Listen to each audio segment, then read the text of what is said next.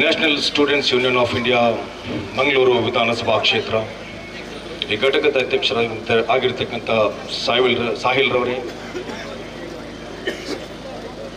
ಅದೇ ರೀತಿ ಇವರ ಜೊತೆ ಹಗಲಿರಲು ದುಡಿದು ಇವತ್ತಿನ ಈ ಪ್ರತಿಭಟನೆಗೆ ಬಹಳಷ್ಟು ಚಾಕಚಕ್ಯತೆಯಿಂದ ಅವರು ವಿದ್ಯಾರ್ಥಿಯನ್ನು ಒಗ್ಗೂಡಿಸೋದ್ರಲ್ಲಿ ಯಶಸ್ವಿಯಾಗಿರ್ತಕ್ಕಂಥ ಇವರಿಗೆ ಸಾಥ್ ನೀಡಿದಂಥ ಅಶ್ರಫ್ ಅವರು, ಇನ್ನಿತರ ಎಲ್ಲ ನನ್ನ NSUನ ನನ್ನ ಸಹೋದರ ಬಂಧುಗಳೇ, ಪ್ರತಿಭಟನೆ ಬಹಳ ಅರ್ಥಪೂರ್ಣ. ನಾವು ಒಂದು ವೇಳೆ ಈ ಪ್ರತಿಭಟನೆ ಹಮ್ಮಿಕೊಳ್ಳದೆ ಹೋಗಿದ್ದಲ್ಲಿ ಈ ದೇಶದಲ್ಲಿ ಸಂವಿಧಾನ ಇನ್ನಷ್ಟು ಸಂಕಷ್ಟಕ್ಕೀಡಾಗುವಂಥ ಒಂದು ಸಂದರ್ಭ ನಮ್ಮ ಕಣ್ಮುಂದೆ ಕಾಣಲಿಕ್ಕೆ ಸಾಧ್ಯ ಆಗ್ತಾ ಇತ್ತು. ಆದ್ದರಿಂದ ಇವತ್ತು ಈ ಪ್ರತಿಭಟನಾ ಸಭೆಯಲ್ಲಿ ನಮ್ಮ ಈ ವಿದ್ಯಾರ್ಥಿ ಸಂಘಟನೆಯ ಆಹ್ವಾನದ ಮೇಲೆಗೆ ಸಂಪೂರ್ಣ ಬೆಂಬಲವನ್ನು ಕೊಟ್ಟು ಬ್ಲಾಕ್ ಕಾಂಗ್ರೆಸ್ ಅಧ್ಯಕ್ಷರು ಇವತ್ತು ಶಾಮೀಲಾಗಿದ್ದಾರೆ ಈ ಪ್ರತಿಭಟನೆಯಲ್ಲಿ. ಇವರನ್ನು ಕೂಡ ಈ ಸಂದರ್ಭದಲ್ಲಿ ನೆನಪಿಸುತ್ತಾ, ಅದೇ ರೀತಿ ಯುವ ಕಾಂಗ್ರೆಸ್ನ ಮಾಜಿ ಜಿಲ್ಲಾ ಘಟಕದ ಎಲ್ಲ ಪ್ರಧಾನ ಕಾರ್ಯದರ್ಶಿಗಳಾದಂಥ ರಮಾನಂದ್ರವರು, ಜಿಲ್ಲಾ ಅಧ್ಯಕ್ಷರಾಗಿರ್ತಕ್ಕಂಥ NSU ಸುವರ್ಣರವರು, ಅದೇ ರೀತಿ ಇನ್ನಿತರ ಎಲ್ಲ NSUನ ನಾಯಕರೇ, ಅದೇ ರೀತಿ ಸೇರಿರ್ತಕ್ಕಂಥ ನಮ್ಮ ನಜರ್ ಅವರೇ, ಅದೇ ರೀತಿ ಮುಂದೆ ಬನ್ನಿ, NSUನವರು ಮುಂದೆ ಬರಬೇಕು ನಿಮ್ಮ ಪ್ರತಿಭಟನೆಗೆ. ಜಿಲ್ಲೆಯ ಮಾಜಿ NSU ಅಧ್ಯಕ್ಷ ಹಾಗೂ ರಾಜ್ಯ ಪ್ರಧಾನ ಕಾರ್ಯದರ್ಶಿ ಆಗಿರ್ತಕ್ಕಂಥ ಸವಾದ್ ಸುಳ್ಯಾರವರೇ, ಉಸ್ಮಾನ್ ಕಲ್ಲಾಪುರವರೇ, ನಜೀರ್ ಬಾರ್ಲಿ ಅವರೇ, ಅದೇ ರೀತಿ ಎಲ್ಲ ನಮ್ಮ ಸೇರಿರ್ತಕ್ಕಂಥ ಎಲ್ಲ ಯುವ ಕಾಂಗ್ರೆಸ್ನ ನಮ್ಮ ಮಿತ್ರರು. ಇವತ್ತಿನ ಈ ಪ್ರತಿಭಟನೆಯ ವಿಚಾರಕ್ಕೆ ಸಂಬಂಧಪಟ್ಟ ಹಾಗೆ ಒಂದು ವೇಳೆ ಮಾತಾಡಲಿಕ್ಕೆ ಹೊರಟ್ರೆ ಬಹುಶಃ ಸಂಜೆವರೆಗೂ ಈ ಕರ್ಮಕಾಂಡವನ್ನ ನಮಗೆ ಜನರ ಮುಂದೆ ತಂದು ಇಡುವುದರಲ್ಲಿ ನಮಗೆ ಸಮಯದ ಅವಕಾಶ ಸಾಕಾಗಲಾರದು. ಆದರೆ ಬಹಳ ಸಣ್ಣ ಅವಧಿಯಲ್ಲಿ, ಸಣ್ಣ ಸಮಯದಲ್ಲಿ ನನ್ನ ಪ್ರತಿಭಟನಾ ಭಾಷಣವನ್ನು ಮುಗಿಸುವ ಇಚ್ಛೆ ಇರುವುದರಿಂದಾಗಿ ಒಂದೆರಡು ವಿಚಾರವನ್ನು ನಿಮ್ಮ ಮುಂದೆ ಈ ಪ್ರತಿಭಟನಾ ಸಭೆಯಲ್ಲಿ ನಾನು ಮಂಡಿಸಲಿಕ್ಕೆ ಬಯಸ್ತಾ ಇದ್ದೇನೆ. ಈ ಮಂಗಳೂರು ವಿಧಾನಸಭಾ ಕ್ಷೇತ್ರದಲ್ಲಿ ಇಡೀ ರಾಜ್ಯದ ಒಂದು ತಲೆ ಅಂತ ಎತ್ತಿ ನಿಂತಿರ್ತಕ್ಕಂಥ ಮಂಗಳೂರು ವಿಶ್ವವಿದ್ಯಾನಿಲಯ, ಇದರಿಂದ ನಾನು ಪ್ರಾರಂಭ ಮಾಡಲಿಕ್ಕೆ ಇಚ್ಛೆ ಪಡ್ತಾ ಇದ್ದೇನೆ. ಇದು ಯಾರು ಕಟ್ಟಿದ್ದಾರೆ ಅಂತ ಒಂದು ವೇಳೆ ಕೇಂದ್ರ ಸರ್ಕಾರದ ಇಲ್ಲಿಯ ಪ್ರತಿನಿಧಿಯಾಗಿರ್ತಕ್ಕಂಥ ಮಾಜಿ ಸಂಸದರಾದ ನಳಿನ್ ಕುಮಾರ್ ಕಟೀಲ್ ಅವರಲ್ಲಿ ಕೇಳಿದ್ರು, ಅಥವಾ ನೂತನವಾಗಿ ಆಯ್ಕೆ ಆಗಿರ್ತಕ್ಕಂಥ ನನ್ನ ಆತ್ಮೀಯ ನಮ್ಮ ಚೌಟಾರ್ ಅವರಿಗೆ ಕೇಳಿದ್ರು, ಯಾರಲ್ಲೂ ಉತ್ತರ ಸಿಗ್ಲಿಕ್ಕೆ ಅವರು ಹೇಳಲಿಕ್ಕೆ ಸಾಧ್ಯವಿಲ್ಲ. ಕಾರಣ, ಈ ಇತಿಹಾಸದಲ್ಲಿ ಇಂತಹ ಒಂದು ಪ್ರತಿಷ್ಠಾಪನೆಯನ್ನ ಮಾಡಿರ್ತಕ್ಕಂಥ ಸಂಸ್ಥೆಯನ್ನು ಮಾಡಿರುವುದಾದ್ರೆ ಅದು ಕಾಂಗ್ರೆಸ್ ಪಕ್ಷದ ಅಥವಾ ಅಂದಿನ ಸರ್ಕಾರದ ಮಾಜಿ ಮುಖ್ಯಮಂತ್ರಿ ಈ ಕರ್ನಾಟಕವನ್ನು ಆಡಳಿತ ನಡೆಸಿರ್ತಕ್ಕಂಥ ಅವತ್ತಿನ ನಮ್ಮ ಶಿಕ್ಷಣ ಸಚಿವರಾಗಿರ್ತಕ್ಕಂಥ ನಿಮ್ಮೆಲ್ಲರ ಹೆಮ್ಮೆಯ ಸನ್ಮಾನ್ಯ ವೀರಪ್ಪ ಮೊಯ್ಲಿ ಅವರ ನೇತೃತ್ವದಲ್ಲಿ ಈ ನಾಡಿನ ಶಾಸಕರಾಗಿರ್ತಕ್ಕಂಥ ಅಂದಿನ ಶಾಸಕರಾಗಿರ್ತಕ್ಕಂಥ ಸನ್ಮಾನ್ಯ UT ಫರೀದ್ ಅವರ ನೇತೃತ್ವದಲ್ಲಿ ಇಲ್ಲಿ ಇಂತಹ ಒಂದು ವಿದ್ಯಾಸಂಸ್ಥೆಯನ್ನ ಸ್ಥಾಪನೆ ಮಾಡಲಾಯಿತು.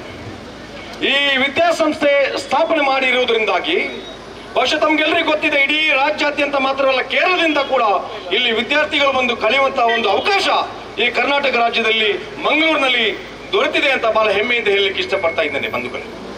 ಇದಾದ ಮೇಲೆ ಈ ಮಂಗಳೂರು ವಿಶ್ವವಿದ್ಯಾನಿಲಯವನ್ನು ಸ್ಥಾಪನೆ ಮಾಡಿರ್ತಕ್ಕಂಥ ಅಂದಿನ ನಮ್ಮ ಶಿಕ್ಷಣ ಸಚಿವರಾಗಿರ್ತಕ್ಕಂಥ ಸನ್ಮಾನ್ಯ ವೀರಪ್ಪ ಮೊಯ್ಲಿ ಅವರು ಈ ಕರ್ನಾಟಕದ ಸರ್ಕಾರದಲ್ಲಿ ಪ್ಲಾನಿಂಗ್ ಕಮಿಷನ್ ಚೇರ್ಮನ್ ಆಗಿ ಕೆಲಸ ನಿರ್ವಹಿಸಿದಂಥ ಒಂದು ಇತಿಹಾಸ ಇದೆ. ಅಂತಹ ಸಂದರ್ಭದಲ್ಲಿ ಈ ವೀರಪ್ಪ ಮೊಯ್ಲಿ ಸಾಹೇಬರು ಮತ್ತೆ ಶಿಕ್ಷಣ ಸಚಿವರಾಗಂತ ಕಾಲದಲ್ಲಿ ಈ ರಾಜ್ಯದಲ್ಲಿ ಒಂದು CET ಅನ್ನುವಂಥ ಒಂದು ಕಾಮನ್ ಎಂಟ್ರೆನ್ಸ್ ಟೆಸ್ಟ್ ಅಂತ ನಮ್ಮ ನಾಡಿನ ಕರ್ನಾಟಕದ ವಿದ್ಯಾರ್ಥಿಗಳಿಗೆ ಇದುವರೆಗೂ ಅಂದಿನ ಕಾಲದಲ್ಲಿ ಅದುವರೆಗೂ ಶ್ರೀಮಂತ ವಿದ್ಯಾರ್ಥಿಗಳಿಗೆ ಮಾತ್ರ ನಮ್ಮ ಮೆಡಿಕಲ್ ಎಜುಕೇಶನ್ ಮತ್ತೆ ಇಂಜಿನಿಯರಿಂಗ್ ಎಜುಕೇಶನ್ ಅನ್ನ ಅವರಿಗೆ ಪಡ್ಕೊಳ್ಳಲು ಸಾಧ್ಯವಾಗ್ತಾ ಇತ್ತು. ದುಡ್ಡಿದ್ರೆ ವಿದ್ಯೆ, ದುಡ್ಡಿಲ್ಲದಿದ್ರೆ ವಿದ್ಯೆ ಇಲ್ಲ ಅನ್ನುವಂತಹ ಒಂದು ಕಾಲದಲ್ಲಿ ಸನ್ಮಾನ್ಯ ಶ್ರೀ ವೀರಪ್ಪ ಮೊಯ್ಲಿ ಅವರು ಕಡು ಬಡವರು, ದಲಿತರು, ಅಲ್ಪಸಂಖ್ಯಾತರು, ಆರ್ಥಿಕವಾಗಿ ದುರ್ಬಲರಾಗಿರ್ತಕ್ಕಂಥ ವರ್ಗದ ಜನರಿಗೆ ಅವರ ಮಕ್ಕಳಿಗೆ ವಿದ್ಯೆಯನ್ನ ನೀಡಲೇಬೇಕು ಅನ್ನುವ ಏಕೈಕ ಉದ್ದೇಶದಿಂದ ಸನ್ಮಾನ್ಯ ಶ್ರೀ ವೀರಪ್ಪ ಮೊಯ್ಲಿ ಅವರು ಕಾಮನ್ ಎಂಟ್ರೆನ್ಸ್ ಟೆಸ್ಟ್ ಅನ್ನುವಂತಹ ಒಂದು ನೀತಿಯನ್ನು ತಂದು ಎಲ್ಲ ಮಕ್ಕಳು ಆ ಕಾಮನ್ ಎಂಟ್ರೆನ್ಸ್ ಟೆಸ್ಟ್ ಅನ್ನ ಬರೆದು ಅದರಲ್ಲಿ ತೇರ್ಗಡೆಯಾದಂತಹ ವಿದ್ಯಾರ್ಥಿಗಳಿಗೆ ಮಾತ್ರ ಉಚಿತವಾದಂತಹ ವಿದ್ಯಾಭ್ಯಾಸವನ್ನು ನೀಡಬೇಕು ಅನ್ನೋ ಒಂದು ನಿರ್ಧಾರಕ್ಕೆ ಬಂದು ಅಂದು ಜಾರಿಗೆ ತಂದಿದ್ರು. ಅದರ ಪ್ರತಿಫಲ ಯಾರಿಗೆ ಸಿಕ್ಕಿತು ಅನ್ನುವಂತ ಕನಿಷ್ಠ ಜ್ಞಾನ ಇಂದಿನ ವಿದ್ಯಾರ್ಥಿಗಳಿಗಾದ್ರೂ ಗೊತ್ತಿದೆಯಾ? ಇಲ್ಲ. ಹೆಚ್ಚಿನ ವಿದ್ಯಾರ್ಥಿಗಳಿಗೆ ಗೊತ್ತಿಲ್ಲ. ಅದರಿಂದಾಗಿ ನಾನು ಈ ಸಂದರ್ಭದಲ್ಲಿ ಹೇಳಲಿಕ್ಕೆ ಇಷ್ಟಪಡ್ತಾ ಇದ್ದೇನೆ. ಆ CET ತಂದಿರುವುದರಿಂದಾಗಿ ಕರ್ನಾಟಕ ರಾಜ್ಯದ ವಿದ್ಯಾರ್ಥಿಗಳಿಗೆ, ಅದರಲ್ಲೂ ಕಡು ಬಡವರ ಮಕ್ಕಳಿಗೂ ಕೂಡ ಅಂದು MBBS, BDS, ಅದೇ ರೀತಿ ನಮ್ಮ ಇಂಜಿನಿಯರಿಂಗ್, ಸಿವಿಲ್ ಆಗಿರಲಿ, ಯಾವುದೇ ಬ್ರಾಂಚಸ್ ಇರ್ಬೋದು, ಅಂತಹ ಒಂದು ಕೋರ್ಸ್ಗಳನ್ನು ಮಾಡುವಂತ ಒಂದು ಅವಕಾಶ ಬಹಳ ಹೆಮ್ಮೆಯಿಂದ ಇವತ್ತು ಹೇಳಲಿಕ್ಕೆ ಇಷ್ಟಪಡ್ತಾ ಇದ್ದೇನೆ. ಅಂದಿನ ನಮ್ಮ ಮಾಜಿ ಮುಖ್ಯಮಂತ್ರಿಗಳಾಗಿರ್ತಕ್ಕಂಥ ಸನ್ಮಾನ್ಯ ಶ್ರೀ ವೀರಪ್ಪ ಮೊಯ್ಲಿ ಅವರ ನೇತೃತ್ವದಲ್ಲಿ ಅದೆಷ್ಟೋ ಯುವಕರು ಯುವತಿಯರಿಂದು ಇಂಜಿನಿಯರ್, ಡಾಕ್ಟರ್ ಆಗಿ ದೇಶ ವಿದೇಶಗಳಲ್ಲಿ ಕೆಲಸ ಮಾಡುವಂತ ಒಂದು ಅವಕಾಶ ಅವರ ಸಂಪೂರ್ಣ ಕುಟುಂಬ ಇವತ್ತು ಒಂದು ಉನ್ನತ ಮಟ್ಟದಲ್ಲಿರ್ತಕ್ಕಂಥ ಒಂದು ಅವಕಾಶ ಮಾಡಿಕೊಟ್ಟಿದ್ದಾರೆ ಅನ್ನುವಂಥ ವಿಷಯವನ್ನ ಹೆಮ್ಮೆಯಿಂದ ಹೇಳಲಿಕ್ಕೆ ಇಷ್ಟಪಡ್ತಾ ಇದ್ದೇನೆ ಬಂಧುಗಳೇ. ಈ CET ಎನ್ನುವಂತಹ ಒಂದು ಪದ್ಧತಿಯನ್ನ ಜಾರಿಯಲ್ಲಿ ಇರ್ತಿರ್ತಲೇ ಈ ವಿದ್ಯಾಭ್ಯಾಸದಲ್ಲಿ ಕೂಡ ಈ ದೇಶದಲ್ಲಿ ವ್ಯತ್ಯಾಸ ಇದೆ. ಈ ದೇಶದಲ್ಲಿ ಇರ್ತಕ್ಕಂಥ ವ್ಯತ್ಯಾಸ ಇದನ್ನು ಬಹಳ ಗಂಭೀರವಾಗಿ ಅರ್ಥ ಮಾಡಬೇಕು. ನಾನು ಯಾಕೆ ಹೇಳ್ತಾ ಇದ್ದೇನೆ ಅಂತ ಹೇಳಿದ್ರೆ, ಇದನ್ನು ಅರ್ಥ ಮಾಡಿ ಜನರಿಗೆ ಮನವರಿಕೆ ಮಾಡಿ ಕೊಡ್ಬೇಕು. ಈ ನೀಟ್ ಅನ್ನುವಂಥದ್ದು ಯಾವಾಗ ಬಂತು ಅಂತ.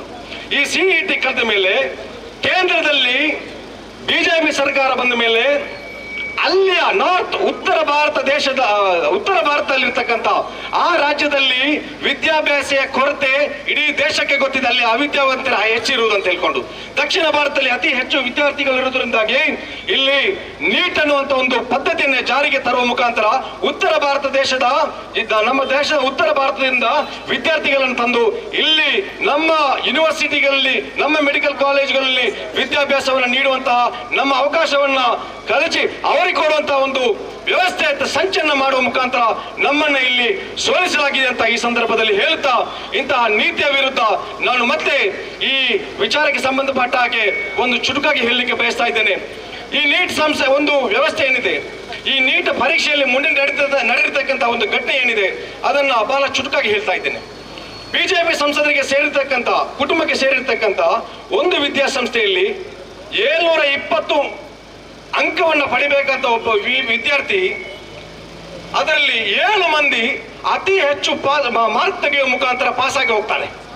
ಇವರು ಇತಿಹಾಸದಲ್ಲಿ ಎಲ್ಲೂ ಕೂಡ ಇಂತಹ ಒಂದು ಸಂಸ್ಥೆ ನಡೆದಿಲ್ಲ ಅಂತ ಇದನ್ನೇ ನಾನು ಖಂಡಿಸಲಿಕ್ಕೆ ಬಯಸ್ತಾ ಇದ್ದೇನೆ. ಇದಕ್ಕೆ ಧಿಕ್ಕಾರವನ್ನು ಕೂಗಿಸಲಿಕ್ಕೆ ಬಯಸ್ತಾ ಇದ್ದೇನೆ. ಅದಲ್ಲದೆ ಇನ್ನೊಂದು ಕಡೆ ಮಾರ್ಕ್ಗಳಲ್ಲಿ ಒಂದು ವ್ಯತ್ಯಾಸ ಇದೆ. ಈ ನೀಟ್ ಮಾರ್ಕ್ಗಳು ಒಂದು ಮಾರ್ಕ್ಗಳನ್ನ ಕಡಿಮೆ ಮಾಡ್ಲಿಕ್ಕೆ ಆಗುದಿಲ್ಲ. ಒಂದು ಫೇಲಿಯರ್ ಆದ್ರೆ, ಒಂದು ಮಾರ್ಕ್ ರಾಂಗ್ ಆಗಿದ್ರೆ ಒಂದು ಆನ್ಸರ್, ಅದರಲ್ಲಿ 5 ಮಾರ್ಕ್ಗಳನ್ನ ಕಡಿತಗೊಳ್ಬೇಕು. ಆದ್ರೆ ಇಲ್ಲಿ ನಡೆದಿರ್ತಕ್ಕಂಥ ಒಂದು ಘಟನೆ ಏನಂತಕೊಂಡು ಹೇಳಿದ್ರೆ, ದುರಂತ 720ರಲ್ಲಿ 1 ಮಾರ್ಕ್ ಕಡಿತ ಮಾಡಿ 719 ಮಾರ್ಕ್ಗಳನ್ನು ಹಾಕುವ ಮುಖಾಂತರ ಮತ್ತೆ ಇಲ್ಲಿ ದ್ರೋಹವನ್ನ ಬಗೆದಿದ್ದಾರೆ ಅಂತ ಈ ಸಂದರ್ಭದಲ್ಲಿ ಹೇಳಿ ನನ್ನ ಧಿಕ್ಕಾರವನ್ನ ಕೇಂದ್ರ ಸರ್ಕಾರಕ್ಕೆ ಹೋಗುವ ಮುಖಾಂತರ ನನ್ನ ಇವತ್ತಿನ ಪ್ರತಿಭಟನಾ ಮಾರ್ಗದಲ್ಲಿ